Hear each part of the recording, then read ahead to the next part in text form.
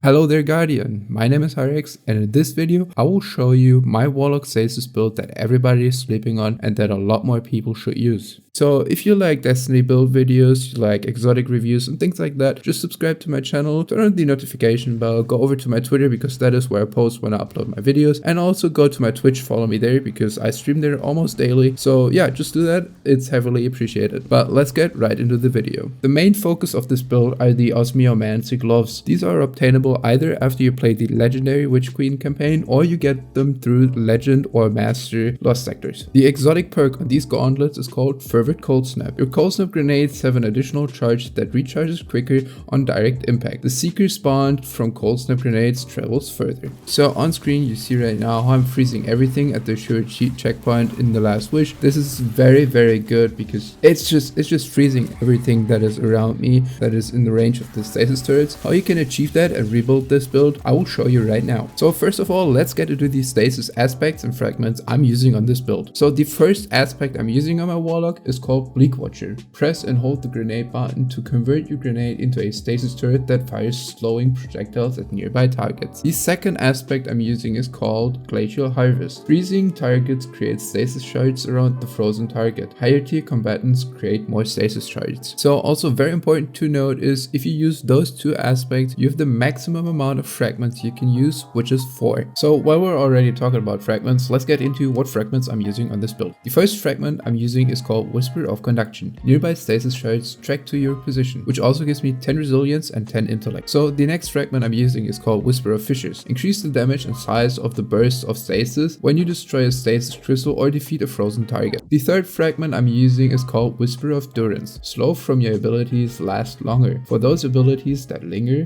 their duration will also increase, and also it increases strength by 10. And the fourth and final fragment is called Whisper of Torment. You gain grenade energy each time you take damage from targets, which is just great because you get your energy for your grenade faster, and it's just very good for this build. You can vary with this last fragment what you want to play, but I just like this one because I get my grenade back even faster if I'm getting shot. Okay, so now that we're done with all the fragments, all the aspects and everything else, let's get into the mods and other things I play on this build. So the most important mod that will make this build work is called Elemental Shards, which will make Stasis Shard count as a elemental well for you. So the next most important mod of this build is called Elemental Charged. Become charged with light by picking up an elemental well, and this will give you 2 times charged with light when you pick up a elemental well that is your subclass type. So that means we're playing Stasis, and since the Stasis crystal count as elemental wells, you will get 2 stacks with charged with light all the time you pick up a stasis shard, which is just great. It will work in synergy so good. It is the perfect mod, it will always work. So the last 3 mods you will need for your build will be Firepower. While charged with light, regain a portion of your grenade energy when you use your grenade, consuming 1 stack of charged with light. This means we will be always charged with light because our stasis turrets will be freezing people that will create some stasis shards, and we can pick them up and we will be charged with light again. So you will never run out of charged with light if you play this build right. So for this build, it's also very important that you try to get your discipline as high as possible. I'm running 100 discipline right now. I know I'm lacking in recovery. I will farm some better armor soon so I can do this build even better. So some other mods I'm using on my Warlock right now are Explosive Finishes. Finishes restore grenades. Requires 1/5 of your super energy, which is super good. So if you just finish something, you get a grenade back. And then I'm also running Bomber, which reduces grenade cooldown when I'm using my Rift or something like that, which is also nice because sometimes you just need to pop a Rift and you just get a lot of energy back for your grenade. So this stasis build doesn't require any kind of weapon. You can play whatever weapon you want, you can play whatever exotic weapon you want, whatever you like. But I like to use the exotic submachine gun Osteos trigger as my kinetic weapon, just because this weapon is so good at group ad clear because of the poison it spreads. The poison ticks for a lot of damage. It is even good for like sub DPS on bosses and things like that. It's just an all-rounded weapon I like to play. So I'm playing the Salvager's Salvo as my energy weapon because you have Wobble Weapon, which is good for boss damage, and you got Chain Reaction to clear a lot of enemies. But the main part why I'm playing this weapon is Demolitionist, because kills with this weapon will give me some energy back for my grenade, which is just super and just pairs super good with all the other perks I'm playing. So this just means I'm just killing one enemy, it triggers Chain Reaction, and that one enemy dying gives me Demolitionist perk, so I'm getting my energy back, and also the Chain Reaction kills will also give me Demolitionist. So that means I'm getting my grenade back so fast if I just shoot this in a group of enemies. So my heavy weapon of choice is the Palmyra B rocket launcher. You can play whatever you want, even with the two other weapons. You can literally play whatever you want with this build. It is just great. So to sum it up, this build is just very good and very potent in any kind of content, because you can freeze a lot of enemies, you can just head clear everything, you can just boss damage with the rocket launcher I'm having with me. It's just great in total, so you should definitely play it. The rest of this video is some strike gameplay, so you see how potent this build is even in strikes and other things. So yeah, Guardian, thanks for watching, and we will see each other next video.